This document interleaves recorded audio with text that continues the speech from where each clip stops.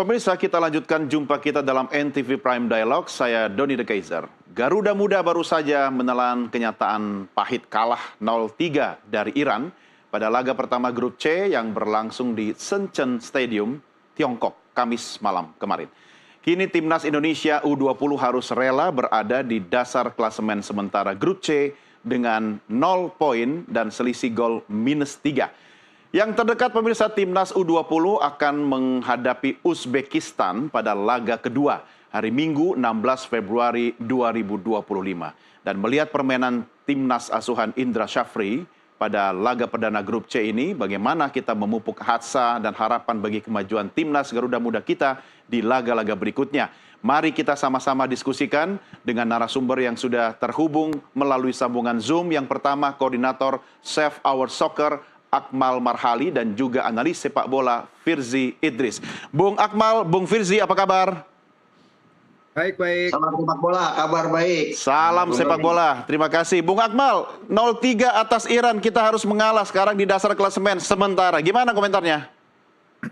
Ya, kalau dalam ada peribahasa all beginning is difficult. Setiap permulaan itu sulit dan itu yang dialami oleh tim nasional U20 ya di laga pembuka grup C Piala Asia 2024. Di luar dugaan kita kalah telak 3-0 dari Iran dan hasil yang sangat mengecewakan tentunya buat kita yang punya ekspektasi tinggi, apalagi ada mimpi kita bisa lolos ke Piala Dunia. Namun kalau dari sisi permainan sebenarnya kita masih bisa memberikan perlawanan yang cukup sepadan ya dari sisi individu. Tapi dari sisi taktikal, dari sisi permainan secara tim, kita jelas kalah total dari Iran. Kalau kita perbandingkan secara statistik misalnya, ball position kita kalah, kita 44%, sementara Iran 56%. Kemudian kalau bicara peluang, Iran punya 17 peluang dengan 4 on target, sementara Indonesia punya 11 peluang dengan 4 on target. Nah, yang menarik adalah akurasi passingnya Indonesia cuma 76%, sementara Iran 85%. Dan ini yang salah satu kelebihan Iran adalah umpan-umpan crossingnya. Mereka punya atau melakukan 29 kali crossing, sementara Indonesia hanya 7. Dari sisi permainan sejatinya kita tidak terlalu jauh berbeda ya secara performa individunya. Hanya saja ketika gol pertama yang dicetak oleh Nafari pada menit 5 lewat sebuah tendangan sudut yang kemudian dimaksimalkan oleh Nafari, ini yang kemudian sedikit membuat kita agak gugup dan kemudian kehilangan permainan yang diharapkan. Walaupun sejatinya kita bisa bangkit dan bisa memberikan perlawanan sampai kemudian ada gol salto dari Ismail Golizadeh pada menit ke-63 dan ditutup dengan golnya Devgan dari tendangan sudut yang kemudian dimaksimalkan dengan baik. Artinya sejatinya Indonesia kalah dari bola-bola set piece, bola-bola diagonal yang ini merupakan kelemahan menurut saya bukan cuma di level U20, hampir di semua level tim nasional kita punya kelemahan dalam mengantisipasi bola-bola crossing atau bola-bola diagonal. Ditambah lagi kalau kita lihat bicara kematangan, pengalaman ya Iran harus kita akui mereka adalah salah satu raja di Asia selain Jepang, Korea Selatan dan juga Australia atau Uzbekistan. Hanya saja mungkin orang seperti yang dikatakan Coach Indra Syafri, targetnya adalah lolos semifinal untuk bisa meraih tiket ke Piala Dunia. Sehingga kemudian ekspektasi itu yang tinggi ditunjukkan dengan hasil kekalahan 0-3, tentu ini adalah hasil yang sangat mengecewakan. Oke, semua kecewa, tapi tentu ini bisa jadi bahan evaluasi. Catatan Anda, Bung Firzi? Ya, kita menghadapi Iran yang udah 4 kali juara di kategori usia ini ya. Ini tentu bukan hal yang mudah menghadapi tim Asia Barat dan kita lihat kemarin secara fisik juga para pemain kita bisa dikatakan mental terus ya. Kalau pemain Iran melakukan sekali dribbling bisa 2-3 pemain kita terlewati. Memang berat sekali, duel 50-50 luar biasa susah dan itu yang dititik beratkan oleh Coach Indra setelah pertandingan bahwa kita dalam duel itu sering kalah dan kemudian kita mengantisipasi umpan silang itu juga jadi catatan Coach Indra. Sebenarnya kalau kita lihat ya, apakah kekalahan ini diantisipasi apa enggak, mungkin, kalau secara skor 0-3 besar juga ya, Iya. tapi kita kan tahu dari Under-20 Challenge Series kemarin, hal-hal yang terlihat di sana kembali terlihat di sini. Bagaimana kita kesulitan membangun serangan, bagaimana kita suka mentok di depan ketika menghadapi tim-tim Asia Barat, dan ini yang menjadi pertanyaan juga nih bagi Coach Indra tentunya, karena tim ini persiapannya udah lama loh, sempat TC ke Korea, sempat ke Jepang, sempat kemarin diadakan turnamen spesial untuk persiapan di Piala Asia U20 ini. Dan kata Mas Akmal juga benar bahwa Coach Indra sendiri memperkirakan bahwa timnya ini kali ini dalam kesempatan ketiganya dia punya kans untuk tampil di Piala Dunia U20, dan kita lihat dari laga pertama kemarin rintangannya itu sangat berat. Bahkan dari awal pun kita Iran sudah bisa menembak ke gawang kita itu kurang dari menit ke 1,5 gitu. Jadi dari awal kita udah menghadapi pressure yang berat itu, tapi pada akhirnya memang diperlukan 2 set piece dan 1 tendangan salto luar biasa untuk membobol gawang kita. Jadi ini catatan-catatan nih untuk laga berikutnya. Kalau angka atau skor 0-3 itu menurut Bung Firzi itu gede banget nggak sih selisihnya? Atau idealnya, ini kan laga pertama oke lah, wajar gitu kan. Tapi kalau 3-0 itu kegedean atau gimana? Saya nggak tahu Iya, bagaimana.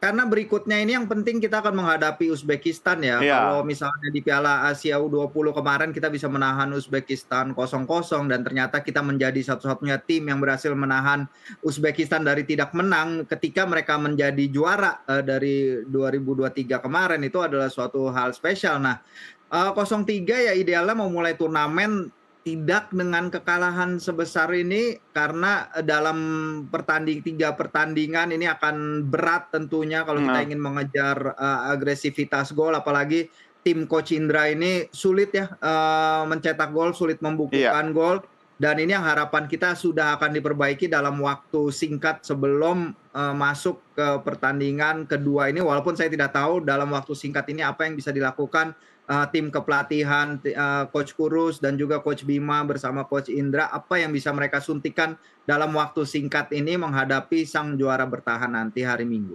Oke, kembali ke Bung Akmal. Sebelum kita fokus ke laga berikutnya, Bung Akmal, masih soal catatan laga Indonesia lawan Iran, kita grogi nggak sih? Ini laga pertama kita di grup C. Kalaupun grogi, ciri-ciri dan tanda-tandanya emang bisa kebaca. Ya, kalau saya melihat seperti ini, ketika kita kemudian punya mimpi besar lolos ke Piala Dunia, para pemain pada akhirnya juga masuk lapangan dengan kondisi yang membawa beban berat ya. Kalau menurut saya, dibandingkan misalnya kita tampil dengan nothing tulus, tanpa kemudian berpikir kita akan mencapai semifinal misalnya, itu akan sangat berbeda. Kenapa? Karena memang grup C ini terbilang grup yang sangat berat ya, karena di situ ada Iran yang tadi dikatakan Firzi 4 kali juara, kemudian ada Uzbekistan juara bertahan.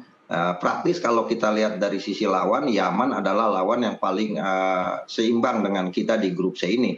Yang kedua, kalau dikatakan apakah hasil 0-3 ini kekalahan besar ya, sangat besar kalau kita bandingkan misalnya dengan Yaman yang di waktu bersamaan hanya kalah 0-1 dari Uzbekistan. Artinya apa? Artinya kalau tadi Bung Doni bilang apakah ada kegugupan, ada kecemasan di lapangan, atau kemudian ada beban mental di lapangan yang ditunjukkan para pemain, saya pikir itu sangat terlihat dan terjadi ya, bahwa kita tidak bisa mengembangkan permainan. PR saya adalah yang pertama soal bola-bola diagonal. Bola-bola diagonal panjang dari Iran ini sangat berbahaya, bahkan total ada 57 kali mereka melakukan bola umpan atau bola-bola diagonal yang sulit sekali diantisipasi. Artinya ini PR yang harus dibenahi oleh Coach Indra Safri, bagaimana lini belakang untuk lebih mampu berkomunikasi dan berkoordinasi ketika menghadapi bola-bola diagonal, karena bukan tidak mungkin nanti lawan Uzbekistan hal yang sama akan terjadi.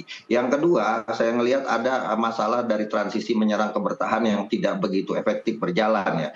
Kita praktis kalau habis bertahan kemudian transisi menyerang sporadis dilakukan sehingga kemudian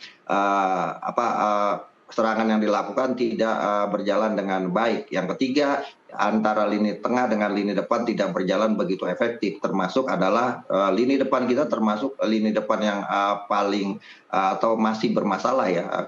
Jan Revan yang kita harapkan menjadi salah satu andalan di lini depan, bahkan praktis kemarin ketika berhadapan dengan Iran tidak sekalipun punya peluang yang sangat bagus untuk bisa mencetak gol. Tapi saya memberikan catatan khusus kepada kepada pemain Iran, khususnya yang nomor 7 Ismail Golizadeh. Ini mengingatkan saya dengan salah satu legenda dari Iran ya, Ali Al-Karimi, bagaimana dia dengan kemampuan teknik individunya mampu membongkar pertahanan Indonesia dan juga mampu membuat lini belakang kita keteteran dalam menjaga atau menutup ruang-ruang yang dibuka oleh Ismail Golizadeh.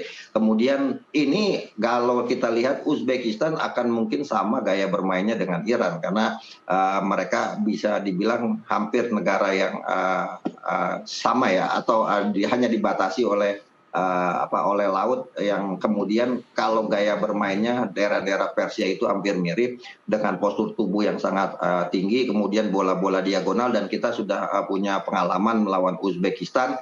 Setidaknya ya, Coach Indra Safri ini punya rekor yang sangat buruk ketika berhadapan dengan Uzbekistan. Di Piala Asia 2014 misalnya, Coach Indra Safri ini kalah 1-3 dari Uzbekistan. Di uji coba kemarin ketika kita persiapan dalam rentang 1 tahun, Uzbekistan datang ke Jakarta dan kita kalah 2-3 dari Uzbekistan. Artinya ini menjadi catatan khusus apakah kita bisa tidak inferior ketika nanti berhadapan dengan Uzbekistan di laga kedua. Karena laga kedua ini akan sangat menentukan ketika kalah di laga perdana. Orang ada yang bilang tenang saja karena Argentina saja di laga perdana kalah akhirnya bisa juara. Atau Spanyol kalah di laga perdana tapi bisa juara juga. Hanya bedanya adalah bahwa ini Indonesia, bukan Argentina, bukan Spanyol. Kita masih banyak problem di sepak bola kita, utamanya untuk urusan tim nasional di kategori umur.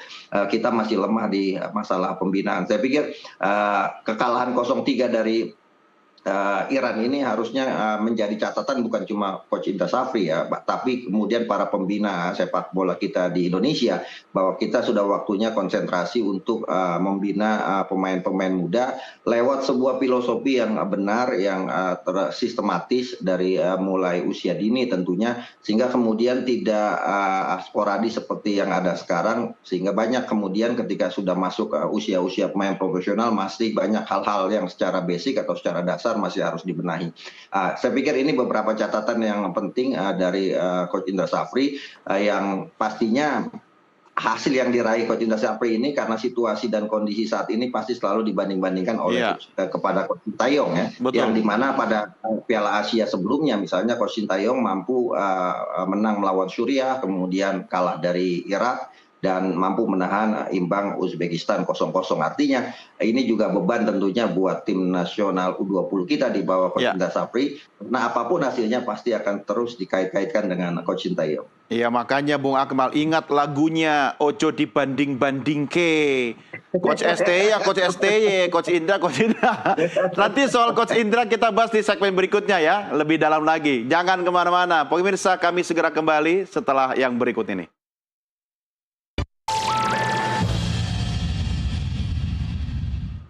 Terima kasih masih bersama kami pemirsa. Saya tengah berdiskusi dengan Bung Akmal Marhali dan juga Bung Firzi Idris. Saya ke Bung Firzi, kalau kita fokus ke strateginya Coach Indra Safri, apa evaluasi Anda Bung Firzi? Ya, soal evaluasi ini menarik ya, karena kan kemarin saya juga sambil bikin live commentary, live reaction, dan banyak dari banyak komen ya? Penonton sepak bola kita yang menyoroti strateginya Coach IS juga ya. Iya, katanya miskin taktik dan strategi, itu gimana tuh? Bukan nggak miskin taktis, saya nggak akan bilang gitu. Tapi mungkin dalam beberapa fase kita terlalu monoton ya, serangan Oh, dari sayap, serangan pakai flank, terus cutback, pakai flank, terus cutback. Itu adalah beberapa, bukan nggak sedikit yang bilang seperti itu ya dari para kawan-kawan kita pencinta sepak bola gitu. Dan ya, ini adalah challenge-nya bagi Coach Indra yang dengan segala pencapaiannya yang luar biasa ya di level Asia Tenggara ya, juara Piala AFF kategori usia umur, mendatangkan kembali emas SEA Games yang telah hilang 32 tahun dari tanah Indonesia. Tapi challenge-nya memang di sini berbeda ya di level Asia. Nah, ini yang harus kita lihat juga apa yang bisa dilakukan untuk mengembangkan permainan, karena tadi udah dibahas tim ini udah lama dikumpulkan, PSSI sampai buat suatu turnamen mini untuk iya. mensimulasikan jadwal, mensimulasikan tingkat oponen, dan hal-hal sama ya masih terlihat gitu, walaupun memang Coach Indra juga udah di backing dengan Coach Kurniawan dan juga Coach Bima, tapi ya kita expect-nya masih lebih ya, bisa dibilang Mm. seperti itu. Tapi mungkin juga kredit kepada Iran yang bisa mematikan beberapa pemain kunci kita kemarin. Misalnya Welber Jardim yang begitu bagus dalam mengalirkan bola, kemarin masih tidak terlalu terlihat, bisa diredam aliran bolanya, playmaking skills dia nggak kelihatan. Donitri beberapa umpannya juga bisa dipotong dengan baik. Mungkin mereka sudah mengidentifikasi juga Ya, pemain-pemain kita, karena ya mau nggak mau kan kita juga bisa lihat permainan pemanasan timnas kita menjelang turnamen ini kan disiarkan ya. Kalau disiarkan kan otomatis ada rekamannya ya. Mungkin rekamannya itu udah dipakai, dipantau, dan dijadikan bahan evaluasi oleh tim kepelatihan Iran. Dan ini juga ya membuat kita kemarin strateginya kurang begitu mumpuni. Jens atau Haven mungkin yang sempat itu bagian dari absen strateginya 2 Coach Indra pertandingan juga kali. nggak dapat kesempatan maksimal. Kenapa, Mas? Mungkin Coach Indra pengennya save energi gitu loh. Jadi itu bagian dari strategi gitu. Mungkin artinya fokus ke laga yang kedua nanti lawan Uzbek. Logikanya seperti itu nggak sih kira-kira?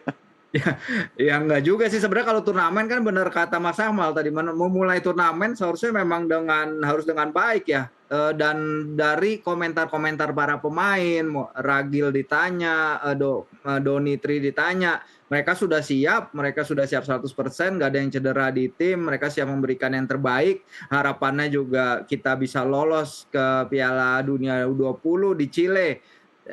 Tapi ya memang kita lihat dalam eksekusinya ternyata nggak semudah yang dipersiapkan dari jauh-jauh hari ini. Jadi emang harapan kita adalah di laga kedua ini mungkin ya tidak mudah tentunya menghadapi Uzbekistan, yang kita kemarin 2023 ketemu Uzbekistan, salah Iya. satu pemain mereka Abdulkadir Kozanov akhirnya dianggap cukup bagus untuk memperkuat Manchester City, dan level sepak bola Uzbekistan sudah sampai situ. Perkembangan pemain mereka, tier level kompetisi mereka, kita udah lihat beberapa kali bertebaran di media sosial bagaimana mereka mengembangkan grassroots football mereka. Kalau tadi Mas Amal juga udah bilang soal bagaimana memupuk perkembangan sepak bola yang nggak hanya situasional, yang nggak hanya sekali-sekali, tapi memupuk untuk masa depan. Dan ini yang masih kita harus pelajari dari Uzbekistan. Mungkin maksudnya Bung Firsi adalah meski sama-sama U20 tapi starting point kita Indonesia lawan Iran itu beda ya. Kita mungkin baru satu, Iran sudah di titik 10 begitu. Ya, kalau kita bahas lebih ke Uzbekistan ya. Uzbekistan Oke, Uzbek. lebih luar biasa lagi memang pengembangan sepak bolanya, liganya mereka juga nggak bisa dianggap remeh. Pun Iran juga kita tahu tadi udah 4 kali mereka jadi juara di kategori umur ini. Timnas Iya. senior mereka senantiasa bermain di Piala Dunia. Pemain-pemain mereka nembus Liga Inggris sudah, Liga Italia sudah, Liga Spanyol sudah. Jadi memang ya pasti kalau kita katakan step mereka udah di atas. Dan jangan lupa klub-klub mereka juga senantiasa bermain di Champions League Elite ya, bersanding dan lolos ke level berikutnya. Persepolis dan lain-lain adalah tim-tim kuat di level Asia. Jadi mereka ini memang bisa dikatakan lebih dari level kita yang untuk sekarang ini. Oke. Bung Akmal, kalau tadi saya tanya jangan-jangan pemain kita yang grogi. Kan nggak mungkin coach kita yang grogi ngadepin Iran. Catatan Anda soal Coach Indra gimana? Ya, buat Coach Indra ini Piala Asia sebenarnya bukan yang baru ya. Sudah setidaknya sekarang sudah kesempatan ketiga yang diberikan. tinggal apakah Coach Indra akan menapaktilasi Piala Asia 2014 di eranya Evan Dimas atau menapaktilasi Piala Asia 2018. Saya coba ungkap secara data.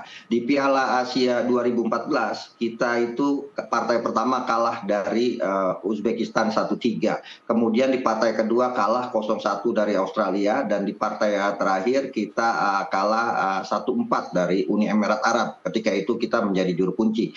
Walaupun ketika itu eranya Evan Dimas disebut sebagai golden generation-nya tim atau sepak bola Indonesia, yang diharapkan bisa menjadi tim nasional senior masa depan. Tapi faktanya sampai saat ini ternyata yang tersisa tinggal Dimas Derajat, itu pun masih sering berkutat dengan cedera, beberapa kali dipanggil bahkan tidak dimainkan di eranya Coach Sintayong. Yang kedua, Indra Safri itu pernah dipercaya menjadi pelatih juga di Piala Asia 2018. Di partai pertama menang 1-3 melawan Cina Taipei. Di partai kedua kalah 5-6 dari Qatar. Kemudian di partai terakhir menang 3-1 lawan Uni Emirat Arab, dan akhirnya Indonesia ketika itu lolos ke fase perempat final, dan di perempat final kalah 0-2 dari Jepang.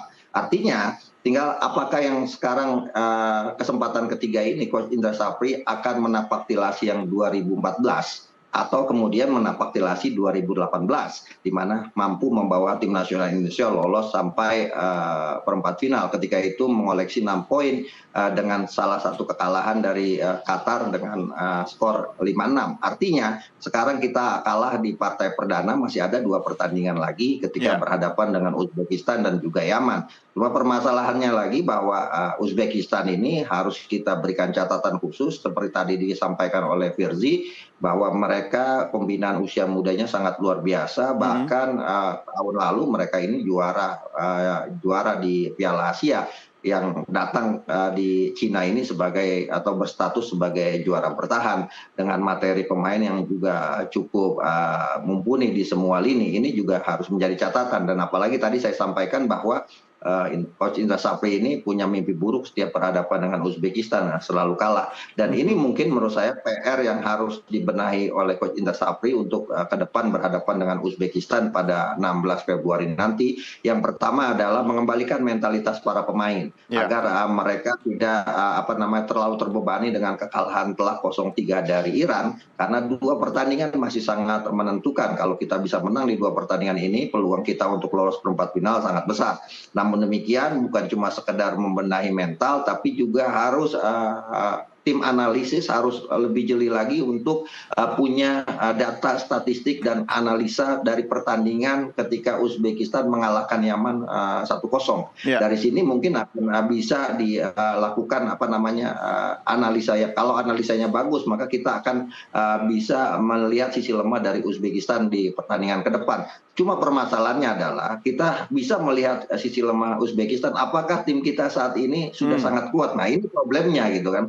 Dari sisi misalnya saya secara objektif ingin mengatakan bahwa sejatinya level sepak bola Indonesia, walaupun orang banyak yang kemudian ramai mencaci maki ya, level sepak bola kita belum sampai kepada level Asia yang secara sesungguhnya. Kita baru sebatas memberikan kejutan-kejutan di level Asia untuk berhadapan dengan tim punya karakter seperti Iran, seperti Uzbekistan. Ini mungkin harus punya effort lebih untuk bisa meraih kemenangan, dan ini akan menjadi PR tentunya buat Coach Indra Safri. Ditambah tadi misalnya catatan dari Firzi bahwa jangan sampai strategi bermainnya monoton sehingga kita kemudian hanya mengandalkan permainan individual pemain, ditambah lagi misalnya taktik strategi Coach Indra Safri yang filosofinya adalah PPDA, pendek-pendek, PPPA, pendek-pendek panjang. Nah, jangan sampai kemudian ini tidak ada improvisasi atau tidak ada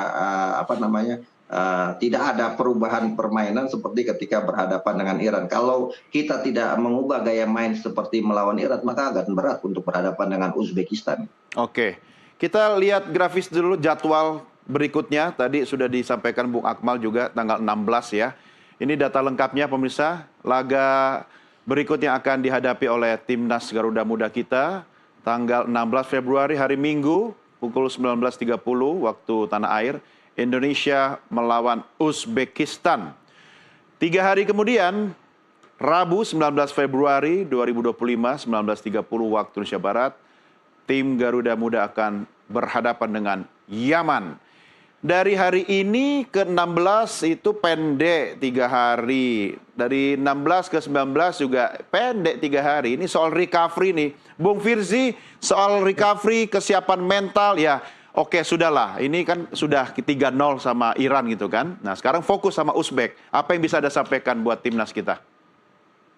Ya, ini kan persis apa yang disimulasikan di Under 20 Challenge Series kemarin ya di Sidoarjo, bahwa waktu recovery yang pendek ini jadi perhatian dan juga udah jadi strategi dari tim pelatih untuk mengatasinya. Kalau kita lihat memang di Sidoarjo katanya nggak pakai kekuatan penuh gitu, ada dilakukan rotasi-rotasi. Ketika itu Jens juga nggak bisa main karena cedera lutut, tapi sekarang dia udah main dan fit, dan dia kemarin ya nggak mau terlalu kritik ke satu pemain, tapi dia juga sempat melewatkan satu kesempatan depan gawang ya, yang at least seharusnya itu bisa jadi sundulan on target gitu. Jadi kepercayaan diri harus dibangkitkan. Kalau kata Donitri, memang di tim ini ada tim psikolog ya yang membantu mereka untuk mempersiapkan diri lebih baik, yaitu juga penting sih untuk mengangkat mentalitas anak-anak.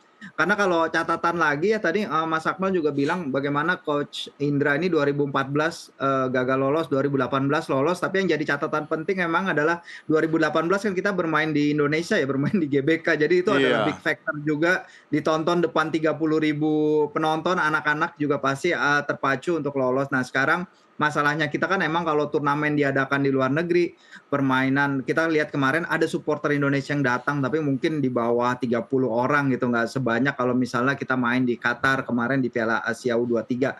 Pasti itu memberikan perbedaan juga. Jadi ya Coach Indra dan tim sudah pasti tahu kondisi tim, sudah mensimulasikan hal ini sebelumnya dengan tingkat laga yang turnover pertandingan yang sebentar, pasti mereka sudah menyiapkan strategi dan cara mengatasinya, dan harapannya sih permainannya bisa lebih berkembang ketimbang di laga pertama kemarin itu sih Mas. Kalau Bung Firzi lihat grup C ini buat timnas kita ini grup neraka nggak sih? Ya kalau kita lihat misalnya Yemen tadi bisa menahan Uzbekistan ke kemenangan 1 gol doang, ya seharusnya kita punya chance ya. Apalagi kalau dua tahun lalu kita bisa menahan Uzbekistan tanpa gol gitu. Itu juga suatu hal yang prestasi gitu. Nah sekarang kita buktikan nih, mungkin yang pertama selip kalah 0-3, tapi mungkin yang kedua kalau kita udah harus bisa mendapatkan poin, karena kalau tidak mendapatkan poin ya sama saja secara virtual ya udah tersingkir, walaupun masih tergantung dari hasil-hasil lain di grup. Tapi kalau kita nggak mendapatkan poin ya udah lampu kuning menjurus lampu merah, apalagi kalau tujuannya memang ambisi kita adalah dan ambisi Coach Indra pribadi adalah meloloskan tim ke semifinal, yang berarti tempat di Piala Dunia U20. Jadi ya harapannya tentu 1 poin itu adalah minimal sih dari laga nanti. Oke, itu harapan kita. Kita lanjutkan di segmen berikutnya, Bung Firzi, Bung Akmal. Pemirsa, jangan kemana-mana, kami segera kembali sesaat lagi. Terima kasih masih bersama kami pemirsa, kita lanjutkan kembali diskusi kita. Saya kembali ke Bung Akmal. Bung Akmal, laga berikutnya hari Minggu nanti Uzbekistan. Kalau kita fokus ke Uzbekistan, kemudian dengan tidak bermaksud merendahkan Yaman, itu adalah sebuah strategi yang lebih tepat, atau kita harus fokus seperti apa untuk laga kedua dan ketiga? Ya, ini laga yang berat ya. Buat Uzbekistan misalnya, mereka kalau bisa menang melawan Indonesia, pasti bisa dipastikan mereka setidaknya 1 kakinya sudah di perempat final. Dan pastinya Uzbekistan yang saat ini di pertandingan kali ini akan berbeda dengan Uzbekistan ketika 2022 ketika kita mampu menahan Uzbekistan 0-0. Kenapa? Karena ketika itu Uzbekistan sudah dinyatakan lolos di partai ketiga melawan Indonesia. Dia menurunkan semua pemain-pemain pelapisnya sehingga kita bisa menahan imbang mereka 0-0 ketika itu. Tapi di pertandingan kali ini adalah pertandingan yang justru sangat sangat menentukan karena ini merupakan pertandingan kedua yang harus dilakukan oleh kedua tim. Buat Indonesia kekalahan maka akan membuat kita harus mengangkat bendera putih di Piala Asia ini, dan itu adalah gambaran kegagalan kita di Piala Asia kali ini. Tapi kalau bisa menang itu akan membuka kans, karena di partai terakhir melawan Yaman tentunya akan menjadi partai hidup mati, walaupun di kualifikasi kita hanya bermain imbang 1-1 melawan Yaman, tim yang sejatinya prestasi terbaiknya adalah perempat final Piala Asia pada 1975. Tapi kalau untuk Uzbekistan, saya pikir mereka akan belajar banyak dari hanya bisa menang 1-0 dari Yaman, untuk bisa setidaknya meraih kemenangan juga dengan skor yang lebih baik dan lebih besar, karena ini akan sangat menentukan kalau sampai kemudian di akhir grup C ini poin mereka misalnya sama dengan yang didapat Iran, maka selisih gol akan sangat menentukan, dan sebagai juara bertahan pastinya mereka punya motivasi besar untuk bisa mempertahankan gelar yang mereka raih pada 2 tahun lalu. Sementara buat Iran ini akan menjadi momentum ya buat mereka, karena sebelumnya di Piala Asia yang lalu Iran ini hanya sampai perempat final, mereka kalah dari Irak 1-0, di mana Irak ketika itu bertemu dengan Uzbekistan dan dua-duanya ketika itu berhadapan dengan Indonesia. Dan saya pikir apa yang harus dilakukan oleh Coach Indra Safri kepada para pemainnya adalah bahwa ini adalah partai yang sangat penting buat para pemain, tapi juga bagaimana para pemain ini bisa tampil lepas menghadapi Uzbekistan ya. Tidaknya tidak membawa beban hasil buruk atau rekor buruk yang dimiliki oleh Coach Indra Safri sejauh ini ketika berhadapan dengan Uzbekistan, plus tentunya tidak inferior, tidak merasa gentar sebelum masuk ke lapangan, dan itu yang paling penting. Saya pikir ketika para pemain ini bisa tampil percaya diri masuk lapangan, maka peluang kita untuk bisa setidaknya menghadapi permainan Uzbekistan yang saat ini merupakan salah satu negara yang sedang sangat berkembang di kawasan Asia untuk bisa menyaingi Jepang, Korea Selatan, dan juga Australia, serta juga Iran tentunya. Ini yang kemudian menjadi catatan penting menurut saya yang harus dilakukan oleh Coach Indra Safri. Plus tentunya adalah bagaimana dia menurunkan starting line up yang benar sesuai dengan analisa lawan yang dihadapi. Jangan sampai kemudian ada pemain-pemain yang secara mental tidak siap tapi dipaksakan turun, dan kemudian pada akhirnya menjadi salah satu titik lemah dari tim kita. Yang menjadi catatan saya adalah yang paling harus dibenahi di tim kita saat ini adalah ya sektor lini belakang, Iqbal Gwijangge, kemudian Kadek Ariel Priyatna, Buffon maupun Doni Tri Pamungkas, agar mereka juga bisa lebih tenang dalam berkoordinasi dan berkomunikasi, utamanya dalam mengantisipasi bola-bola diagonal yang kemarin menjadi titik lemah kita ketika kalah 0-3 dari Iran. Oke, saya ke Bung Firzi. Bung Firzi, kalau belajar dari laga lawan Iran kemarin, kira-kira waktu kita akan menghadapi Uzbekistan, siapa Garuda Muda kita yang akan jadi bintang di lapangan? Ini belajar dari pengalaman lawan Iran. Ya, dari laga pertama ya sebenarnya pemain pengganti Marcelinus kan kemarin juga mainnya bagus ya, setelah dia masuk dari bench berapa kali mengancam pertahanan Iran dari sisi kanan. Dia memberikan umpan kepada Jens Raven yang masih belum bisa ditanduk masuk, terus kemudian dia juga menguji kiper lawan dengan penetrasinya dan tembakannya. Tapi selain itu emang percikan kreativitas kita di lini depan masih bisa ditingkatkan ya, terutama aliran bola ketika kita masuk middle third itu.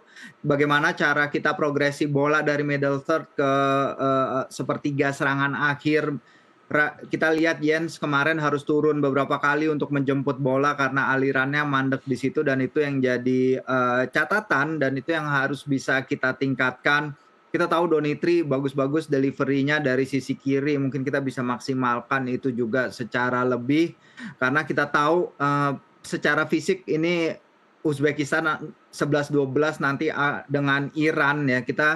Kita sekarang jadi paham kenapa dalam banyak turnamen Coach Shin Taeyong itu banyak menekankan pendekatan fisik ya, physical preparation-nya Ya. mungkin memakan mayoritas 70% dari waktu persiapan timnas di kategori usia ini dalam baik di Piala Asia U23 atau Piala Asia Senior kemarin, karena memang kita suka mental nih kalau menghadapi lawan-lawan dari Asia Barat. Nah ini kalau ini udah tidak bisa diapa-apakan lagi sekarang, jadi memang kita harus cari cara untuk melewatinya itu. Antisipasi umpan silang seperti yang Coach Indra katakan jadi kelemahan di laga awal, itu juga harus ditingkatkan lagi ya, entah itu menghentikan umpan silang dari sumbernya atau kita man marking lebih bagus. Tapi kalau misalnya tim lawan kemarin mencetak gol lewat salto, yaitu tim manapun akan kesulitan ya untuk menahannya. Memang teknik yang luar biasa sekali dari pemain nomor 7 mereka, dan harapannya individual brilliance itu juga keluar dari pemain kita yang ada di lapangan nanti.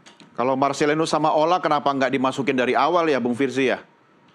Nah itu sih sebenarnya selection ya, menurut saya nggak ada yang salah dari selection kemarin juga ya. Dari awal memang mungkin itu best 11 yang Coach Indra lihat dari preparation sepanjang TC kemarin, dari jauh-jauh hari, dari Toulon dan lain-lain, dan kita bisa lihat ketika dia datang dari bench kan dia memberikan impact yang kuat, dan impact dari bench itu yang sebenarnya tim-tim perlukan dalam turnamen ini. Jadi bukan hanya starting 11 yang harus berkontribusi, tapi pemain-pemain yang dari bangku cadangan juga harus memberikan dampak. Salut juga kepada Evandra kemarin ya, pemain termuda di skuad ini, baru 16 tahun bermain di kategori turnamen kategori usia 20 tahun. Penampilannya ketika masuk juga dependable dan Dia paling muda kan? sangat apik sendiri, paling muda, iya betul sekali. Dan ya ini adalah ya kita harapin dari para pemain yang ada, pelapis ataupun utama, bisa memberikan yang terbaik di pertandingan kedua nanti. Oke, baik. Kita rehat sekali lagi, Bung Firzi dan Bung Akmal. Kita lanjutkan diskusi kita setelah jeda berikut ini. Pemirsa, kami segera kembali sesaat lagi. Kita lanjutkan diskusi kita. Indonesia, Timnas Garuda Muda kita, tanggal 16 Februari mendatang hari Minggu akan berhadapan dengan tim Uzbekistan. Saya kembali ke Bung Akmal Marhali. Kalau kita ngadepin Uzbek, kira-kira apakah harus mengubah strategi atau formasi yang selama ini diyakini oleh Coach Indra? Bung Akmal. Ya, kalau dengan strategi ball position ini akan sangat sulit ya untuk bisa berhadapan dengan Uzbekistan, dan itu kita sudah mengalaminya ketika uji coba melawan Uzbekistan dan kita kalah 2-3, di mana kita memainkan ball position tapi kemudian serangan cepat dari Uzbekistan akhirnya membuat kita kalah ketika uji coba saat itu. Yang paling penting adalah bagaimana para pemain ini bisa memainkan transisi bertahan dengan menyerangnya lebih baik dari ketika berhadapan dengan Iran. Dan yang paling penting lagi menurut saya adalah final third-nya, seperti yang tadi dikatakan oleh Firzi, kita bisa lebih maksimal dan punya naluri gol yang cukup baik ya, karena bagaimanapun untuk meraih kemenangan maka salah satu cara yang bisa dilakukan salah satu caranya adalah bisa mencetak gol ke gawang lawan, dan ini saya lihat problem ya buat Indonesia saat ini atau tim di bawah arahan Coach Indra Safri. Muhammad Ragil belum begitu produktif, Jan Schreven juga belum menunjukkan produktivitasnya atau bahkan ketajamannya di lini depan. Bahkan ketika kita Mandiri Under 20 Challenge Series saja untuk berhadapan dengan Suriah dan juga Yordan kita tidak bisa mencetak gol. Artinya ini PR yang harus dibenahi oleh Coach Indra Safri, bagaimana lini depan bisa bekerja lebih efektif lagi sehingga memberikan kepercayaan diri kepada para pemain lainnya bahwa kita punya lini depan yang bisa setidaknya membobol gawang Uzbekistan. Itu yang pertama. Yang kedua, kalau kita lihat materi pemain Uzbekistan, mereka ini materi mereka sangat matang. Bahkan kalau dari komposisi pemain misalnya, Uzbekistan ini mayoritas diperkuat oleh pemain dari Pakhtakor, kemudian juga dari Abu Nyodpor dan juga dari Surkhon. Artinya dari Pakhtakor saja ada 6 pemain yang masuk di tim mereka saat ini.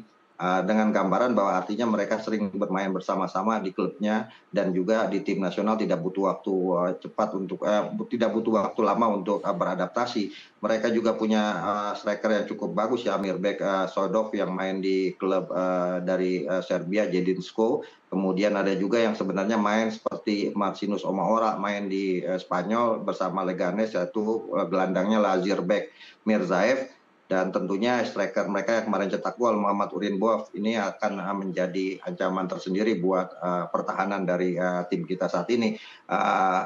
Tanpa mengurangi rasa hormat kepada Coach Indra Sapri misalnya, bagaimana dia bisa memotivasi para pemain ini untuk bisa tampil pas, menunjukkan permainan terbaiknya berhadapan dengan Uzbekistan, dan itu sangat penting. Dan menurut saya lupakan misalnya mimpi-mimpi atau target-target kita untuk bisa lolos Piala Dunia U20 nanti, karena menurut saya yang paling penting adalah fokus berhadapan dengan Uzbekistan di pertandingan kedua nanti, yang ini akan sangat menentukan. Seri itu akan sangat berat buat kita, apalagi kalah. Jadi pilihannya hanya menang. Jadi saya berharap bahwa Coach Indra Sapri bisa memberikan stimulan kepada para pemainnya bahwa di pertandingan ini melawan Uzbekistan kita harus menang. Walaupun di 2 pertandingan sebelumnya Coach Indra Sapri selalu kalah berhadapan dengan Uzbekistan.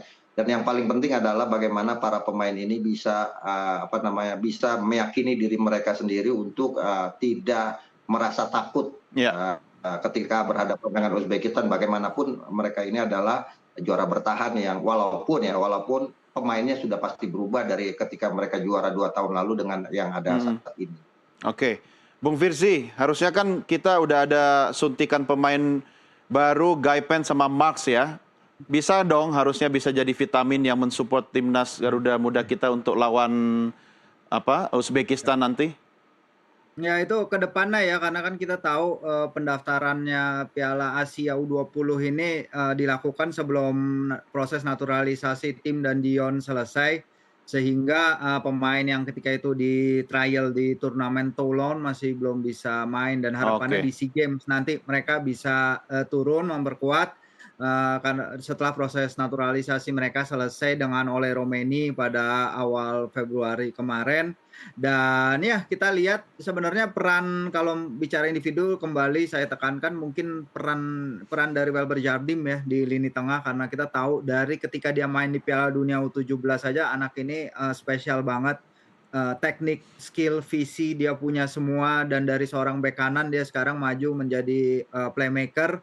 Dan kita lihat juga dia membentuk kerjasama bagus dengan Tony di lini tengah ya, ketangguhannya. Dan saya ingin lihat dia bisa keluar kreativitasnya, semoga dia bisa keluar dari tekanan lawan, nggak seperti pada pertandingan pertama kemarin. Bola-bolanya luar biasa, dan juga bagi Jens agar nggak terlalu turun lagi menjemput bola, biarlah dia jadi striker penalty box yang membawanya mencetak 4 gol di Piala AFF U19 kemarin, yang membuat dia jadi tumpuan utama serangan timnas kita, karena kita tahu dia finisher yang hebat.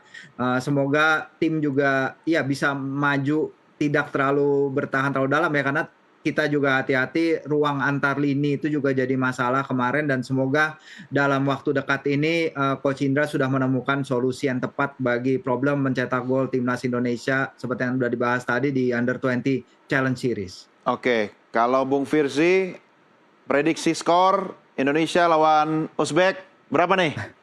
Minimal seri dah 1-1. Seri. Oke, 1-1 ya. Kita kunci jawabannya. Bung Akmal, berapa skornya Bung Akmal? Ya, saya pikir kalau kita bisa tahan seri sudah hasil yang sangat bagus ya buat buat tim U20 saat ini ya. Bisa 0-0, bisa 1-1 itu sudah hasil yang bagus. Tapi sekali lagi Uzbekistan ini lawan yang sangat berat buat Indonesia. Jadi Bung Doni, kalau dulu STY selalu tetap yakin, sekarang Indra Sapri kan IS. Insya Allah sukses. Asik. Sukses lah pokoknya buat tim Garuda Muda kita. Bung Akmal, terima kasih sudah bersama kami. Bung Firzi, terima kasih. Jangan lupa hari Minggu 16 Februari kita nonton bareng dan doakan bareng juga timnas kita ya. Sukses. Salam olahraga, sampai jumpa. Salam.